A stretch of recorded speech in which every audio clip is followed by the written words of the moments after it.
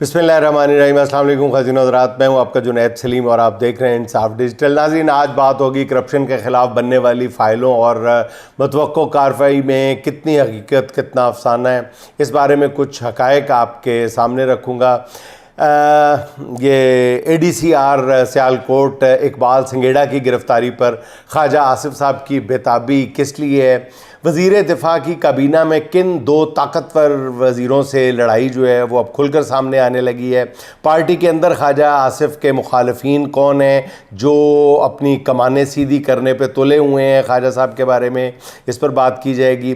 Punjab police ने नाज़रीन पूरे सूबे में एक तरह से गुंडा राज कायम कर लिया है, इस पर भी बात करेंगे। और नाज़रीन, एक और अहम बात के मलक रियाज के मुख्तदिर हलकों के साथ मामलात कहाँ तक पहुँचे हैं, और एक एक्सक्लूसिव ख़बर आपके साथ शेयर करूंगा कि इस हवाले से सदर जरदारी ने क्या धमकी दी है और किस को धमकी दी है। और नाज़रीन, एक छोटी सी वजाहत ये गुफ्तगू के आगाज़ से पहले ही कि हमारे एक सीनियर साथी ने मेरे इस दावे को गलत करार दिया है कि जुनैद सलीम का ये दावा है कि उसने आर्मी चीफ़ के दौरे अमेरिका की ख़बर ब्रेक की थी। तो नाज़रीन, मैं दोबारा ये अर्ज़ कर देता हूँ कि ये खाकसार बहुत आजिज़ी के साथ अपने इस दावे पे अभी भी कायम है कि आर्मी चीफ़ के मौजूदा दौरे अमेरिका की ख़बर सबसे पहले 2 अगस्त को शाम 7-8 बजे मैंने ही ब्रेक की थी। अगर किसी की दी हुई ख़बर इससे पहले सोशल मीडिया पे मौजूद है और वो मुझे दिखा देता है या आपकी नज़र पड़ती है तो मैं अपने इस दावे से दस्तबरदार हो जाऊंगा। अभी तक मैं अपने इस आजाना से दावे पर बदस्तूर कायम हूँ कि ये ख़बर सबसे पहले मैंने आपके साथ शेयर की थी कि आर्मी चीफ़ साहब जो हैं वो दौरे अमेरिका पे अगले हफ्ते तशरीफ़ लेके जा रहे हैं। 2 अगस्त के व्लॉग में आप ये सुन सकते हैं ख़बर। अच्छा नाज़रीन, पाकिस्तानी रियासत जो है वो इस वक्त करप्शन के ज़ख्मों से चूर है और ये ज़ख्म उसे इक़्तिदार और इख्तियार इस्तेमाल करने वालों ने सबसे ज़्यादा दिए। करप्शन का ये खेल तो 70 साल से जारी था, मगर जिस बेरहमी के साथ पिछले 3 साल में मुल्क को लूटा गया है, खसूटा गया है, भंभोड़ा गया है। भंभोड़ना नाज़रीन, गिद्ध भंभोड़ते हैं, गिद्ध अपने शिकार को भंभोड़ते हैं। और ये बात अब तवातुर के साथ इस सिस्टम के कुछ जो नरम गोशा रखते हैं इस सिस्टम के लिए या खुल के इसकी हमायत करते हैं, उन लोगों की तरफ से भी की जाने लगी है कि पिछले 3 बरसों के दौरान तारीख की बदतरीन करप्शन हुई है। इतनी करप्शन पहले कभी नहीं हुई। इन 3 बरसों में लूट मार करने वालों ने ऐसा अंत मचाया है कि मुल्क में जो इक्तसादियात की सांसें हैं वो उखड़ गई हैं।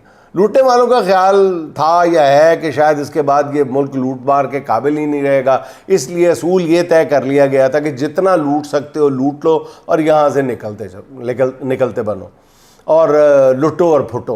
ये खेल पिछले 3 साल से बहुत दिलेरी के साथ बहुत बेशर्माना अंदाज में जारी था, सारी हदें पार कर गया था ये गंदा खेल।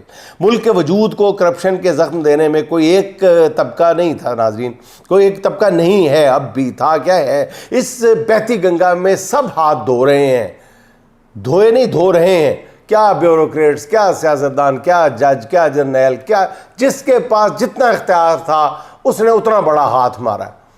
और इन चंद सालों में मुल्क छोड़ने वाले नाज़रीन 58,000 पाकिस्तानियों के 57 मुल्कों में असासों का डाटा मिला है जिनकी मालियत $8 अरब से भी ज़्यादा है। उनमें 750 सरकारी अफसर शामिल हैं, लेकिन मेरी ज़ाती मालूमात ये है कि ये तादाद 750 नहीं है, इससे कई गुना ज़्यादा है। और उनके पास दोहरी शहरियत भी है। लूट मार करके बैरून मुल्क दौलत मुंतकिल करने वालों में 56 सियासतदान हैं और 24 अरकान पार्लियामेंट भी हैं।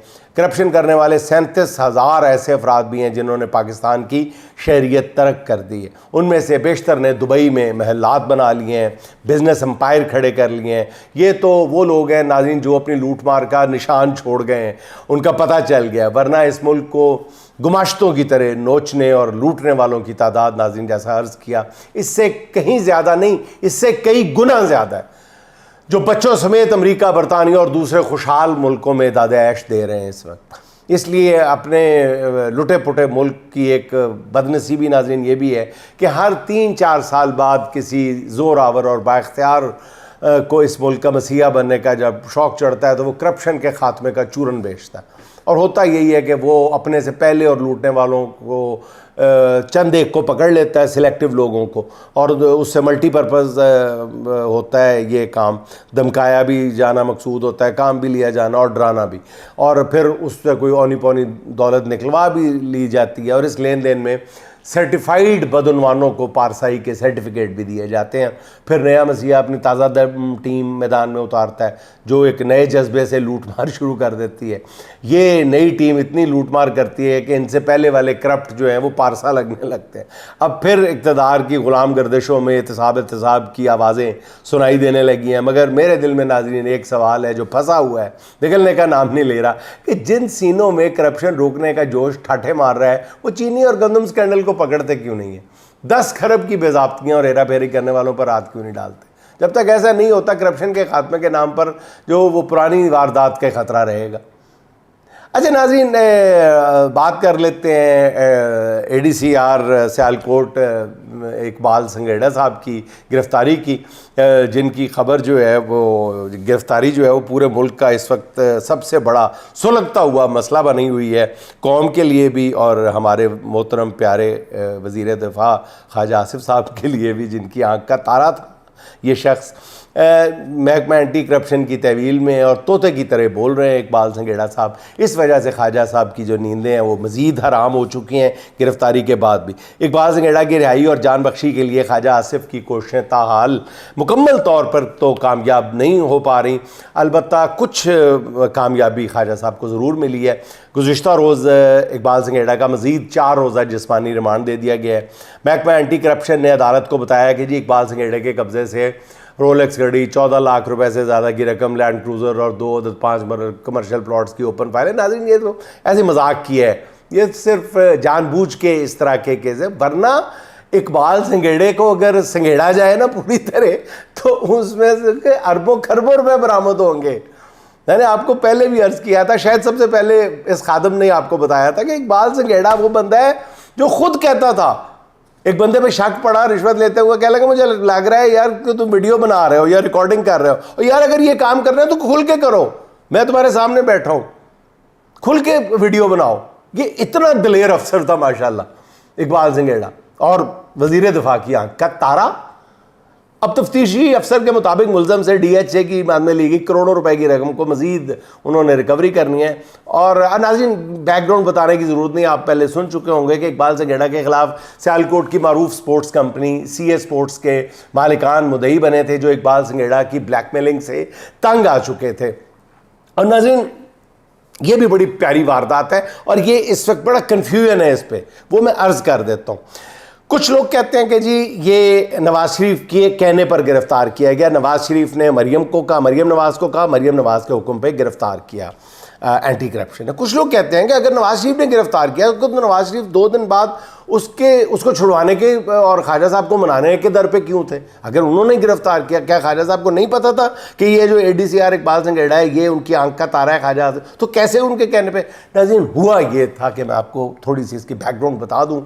हुआ ये था नाज़रीन कि उस दिन भी मैंने नाम लिया था, अब ज़रा खुल के नाम ले देता हूँ। मौलवी शकूर साहब सियालकोट से ताल्लुक़ है उनका, वो मियाँ मोहम्मद नवाज शरीफ साहब की वो आंख का तारा है। वो मजहबी मामलात में भी आगे आगे बहुत होते हैं, नमाज़ें शमाज़ें भी पढ़ाते हैं, इमामत भी करवाते हैं, वहाँ पे भी यहाँ पे भी। मौलवी शकूर साहब के बारे में ये है कि जी मौलवी शकूर साहब ने CA वालों से, कंपनी वालों से बात की थी, जो उनकी उनके जिनके 18 करोड़ रुपए फंसे हुए थे वो निकलवाने के लिए उन्होंने भी कुछ तय वह किया हुआ होगा। तो मौलवी शकूर साहब जब नवाज शरीफ साहब के पास पहुँचे, ये मैं बता दूं कि नवाज शरीफ के कहने पे ही गिरफ्तार किया। ये जो इतलात है जी नवाज शरीफ साहब के कहने पे नहीं गिरफ्तार किया गया, मुक्तदर हल्कों के कहने पे किया गया, तो मुक्तदर हल्के ख्वाहिशमंद ज़रूर थे, लेकिन इस मौके पर वो अभी हाथ नहीं डालना चाहते थे इकबाल संघेड़े को। ठीक, अब आपको आगे लेके चलता हूँ। नाज़रीन हुआ ये था कि वो ये मौलवी शकूर साहब जो हैं ये पहुंच गए, जो कि बड़े वो मियाँ नवाज शरीफ साहब की आंख का तारा है, जैसे मैंने अर्ज़ किया। वो जब नवाज शरीफ साहब के पास पहुंचे तो उन्होंने इकबाल संघेड़ा का जिक्र किया बहुत तफसील के साथ, और ये नहीं बताया कि ये इकबाल संघेड़ा साहब जो हैं ये ख्वाजा आसिफ साहब की आंख का तारा है। ख्वाजा आसिफ साहब का नाम भी नहीं लिया। उन्होंने जाके ये कहा कि देखें जी सियालकोट में क्या हो रहा है, देखें जी वहाँ पे क्या हो रहा है, ये हो रहा वो हो रहा है, एक बंदा है ADCR वहाँ पे लगा हुआ है। और उन्होंने मुबैना तौर पे उन्होंने कहा कि उमर डार जो PTI के लीडर हैं, उमर डार का लगाया हुआ अफसर है, उसने सियालकोट में अत उठाई हुई है। और भी बहुत कुछ कहा। उन्होंने कहा जान के मियाँ नवाज शरीफ साहब को मुश्तिल करने के लिए उन्होंने कहा खूब, जैसे एक तरीका वारदात होता है कि काम करवाना है तो उठा के रखो और चुक के रखो काम ਨੂੰ। उन्होंने काम इतना उठाया, उन्होंने कहा जी मियाँ साहब आपको पता ही नहीं है ये इकबाल संघेड़े की वजह से हमारी तीरानी का नाम ख़राब हो रहा है, ये मरीम नवाज साहब की बदनामी हो रही है। अब इस बारे में दो आ रहे हैं कि मरीम नवाज को पता था या नहीं पता था कि इकबाल संघेड़े के और ख्वाजा आसिफ साहब की कितनी कुर्बत है। तो उन्होंने मियाँ नवाज शरीफ साहब ने फ़ौरी तौर पे उनसे कहा, मरीम से कहा कि इसको फ़ौरी तौर पे गिरफ़्तार करवाओ। अब नाज़रीन फ़ौरी तौर पे गिरफ़्तार, तो अब आप कहेंगे कि जी फ़ौरी तौर पे बगैर मुकदमे के गिरफ़्तार कैसे हो जाता है। नाज़रीन नवाज शरीफ साहब की ये एक तो कमाल है ना। नवाज शरीफ साहब, एक वाक़या आपके साथ शेयर कर देता हूँ जिससे पता चलता है कि नवाज शरीफ साहब जब किसी को गिरफ़्तार करवाने पर आते हैं फिर उनको कोई केस वेस करवाने की ज़रूरत नहीं पड़ती।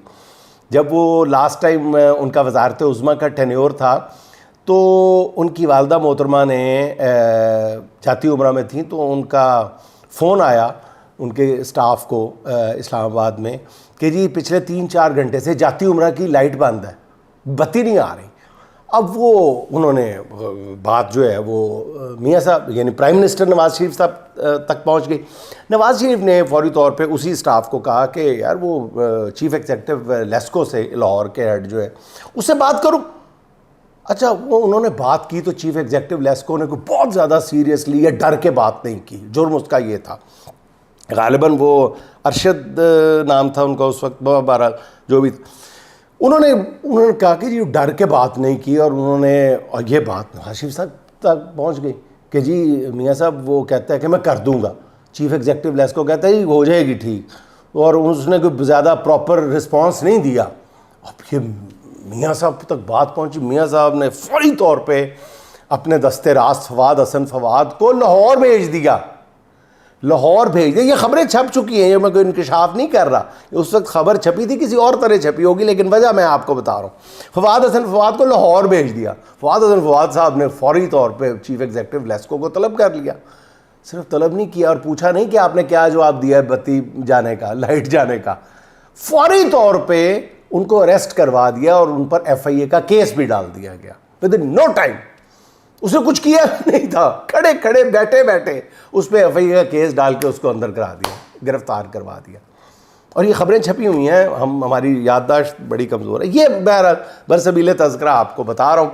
तो इस बंदे को भी नवाज़ शरीफ साहब के कहने पर ही गिरफ़्तार किया गया, मरीम नवाज़ के हुक्म पे गिरफ़्तार किया गया, जिस पर ख्वाजा आसिफ साहब तप गए। ख्वाजा साहब ने पहले तो वो आप सुन चुके होंगे शायद, ख्वाजा आसिफ साहब वज़ीर आज़म से बात की, हायब से बात की, ताकतवर हल्कों से बात की, सिफारिशें लड़ाई कि मैं सियालकोट में मुँह बखान जोगी नहीं रहे की कीता जाए ये वो फलां टमला। उनके दो जो एक शाहिद घुक साहब है, अब उनकी भी बारी आने वाली है नाज़रीन, वो भी आपको बता दूँ, जिनका जिक्र मैं पहले कर चुका हूँ। वो भी एक दस्ते रास्त हैं ख्वाजा आसिफ साहब के, और वो गाड़ियों की हैवी ड्यूटी इंतहाई बेश कीमत गाड़ियाँ जो मैं पहले जिक्र कर चुका हूँ। उनमें नाज़रीन ऐसे ऐसे बंदे, ऐसे ऐसे वाक़यात सामने आ रहे हैं कि लैंड क्रूज़र 2023 मॉडल, उस पर ड्यूटी कितनी लगी है, 13 लाख रुपए, वो क्लियर हुई है। अब बारी है गुक साहब की। अब शाहिद गुक साहब जो है वो जितने जुस्से में भारी है ना, अपने हुजम में भारी हैं, अपने इख्तियारात में भी उतने ही भारे हैं। वो जो शाहिद गुक साहब और इनके अजीज़ जो है टीपू, ये ख्वाजा आसिफ साहब के अजीज़ टीपू, ये दोनों दस्ते रास्त थे इकबाल संघेड़े के।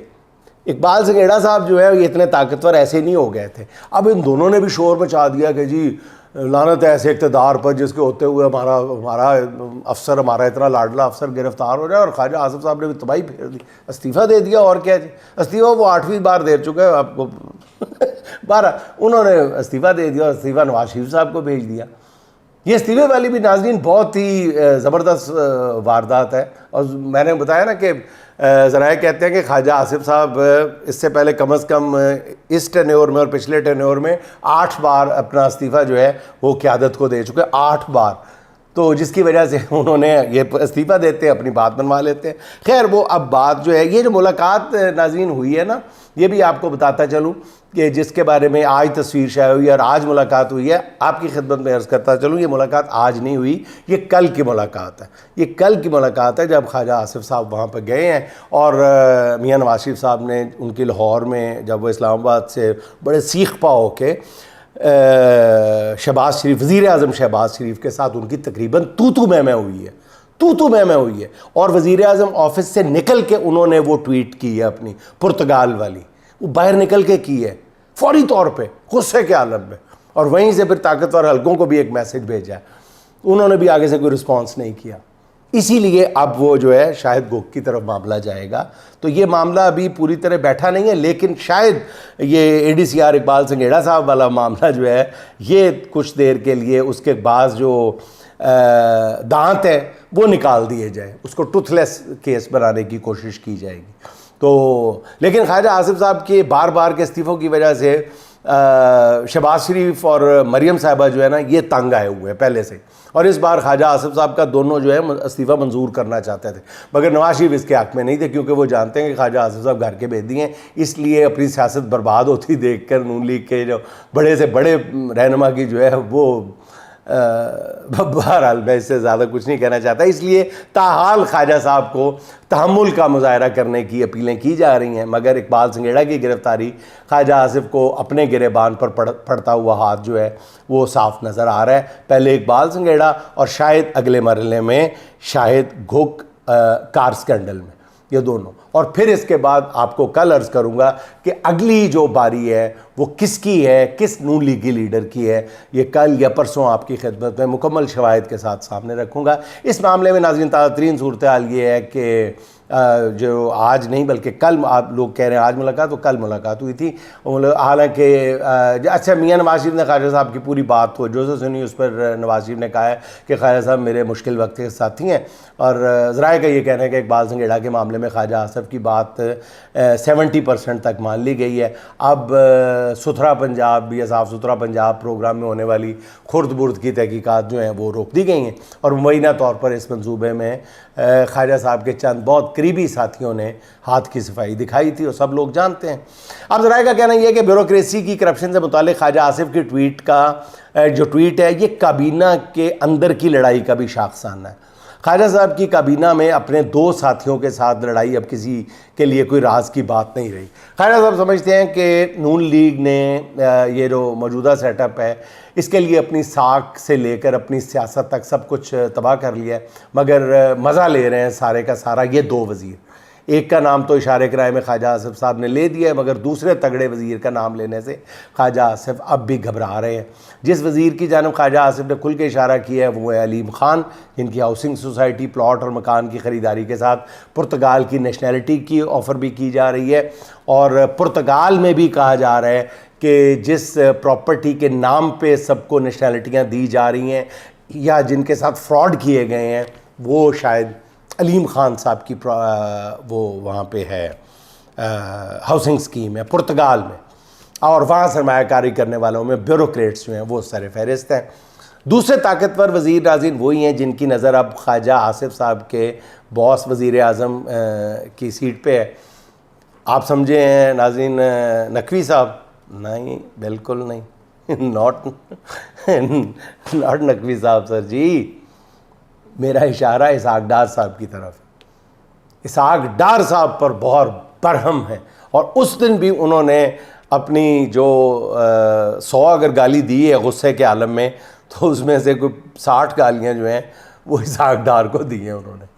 तो वो ये समझते हैं कि इसहाक डार साहब, पंजाबी में उन्होंने कहा कि कुछ बातें, कुछ जुमला उनका बोलने वाला नहीं है, मैं बोल देता हूँ, वैसे उनको आप ज़रा महज़ब अंदाज में बता देता हूँ कि इन्हां दोनों भरावां दा बेड़ा गर्क करेगा इसहाक डार। ये उन्होंने किसी से कहा है, अब आगे आप खुद देख लें। अच्छा नाज़रीन, पाकपतन के नवाई गांव में पुलिस एहलकार की घर में घुसकर खातून पर तशद्दुद की वीडियो ने पंजाब पुलिस की रही सही जो अखलाकी साख है थोड़ी बहुत, उसका भी जनाजा निकाल दिया, अखलाकी दिवालिया निकाल दी।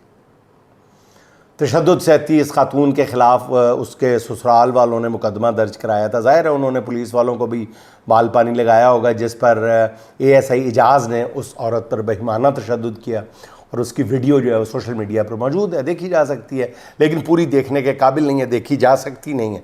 पत्थर दिल होना पड़ता है देखने के लिए। देखने और सोचने की बात यह है कि क्या पुलिस का ये अखलाकी बहरान एक रात में सामने आ गया? बिल्कुल नहीं।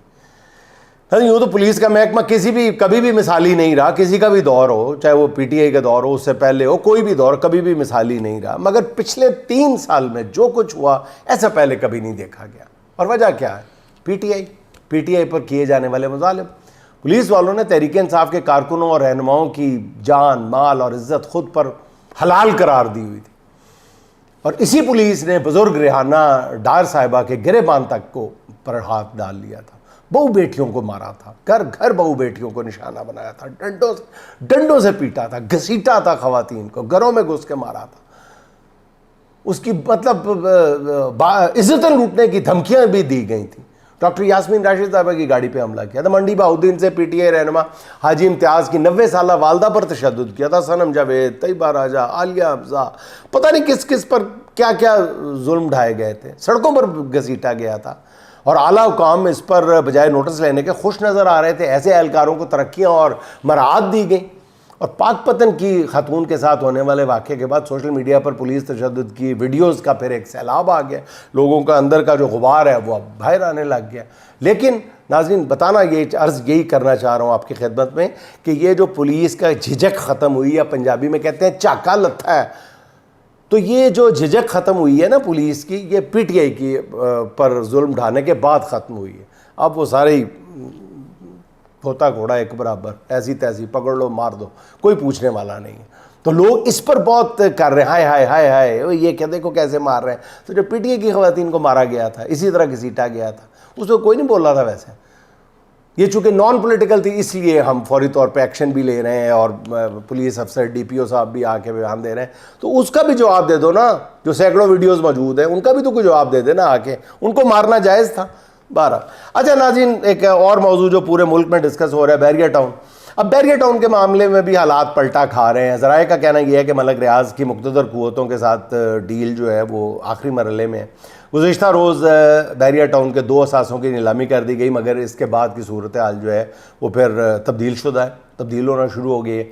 मलिक रियाज ने इस नीलामी के ख़िलाफ़ जो अपील दायर की थी, कल रात 11:15 बजे सुप्रीम कोर्ट ने इस केस को आज के लिए मुकर्रर किया। आज सुबह जस्टिस अमीनुद्दीन और जस्टिस मियां गुल हसन औरंगज़ेब पर मुश्तमिल बेंच ने इस केस की समाअत की। समाअत के दौरान नाज़रीन जस्टिस अमीनुद्दीन साथी जजेस से बार बार मुशावरत करते रहे, और आज की समाअत के दौरान जस्टिस नईम अख्तर अफ़गान ने जो रिमार्क्स दिए हैं उनसे अंदाज़ा होता है कि मलिक रियाज को इस केस में रिलीफ मिलने जा रहा है। जस्टिस नईम अख्तर ने रिमार्क्स दिए हैं कि जब मामला सुप्रीम कोर्ट में था तो नैब किस तरह बैरिया टाउन के असासे नीलाम कर सकता है। उन्होंने मज़ीद कहा कि बैरिया टाउन की तरफ से प्ली बार्गेन के ख़िलाफ़ दरख्वास्तें आने के बाद मामला फिर सिफर पर चला गया है। इन हालात में कैसे बैरिया टाउन के असासे नीलाम किए जा सकते हैं।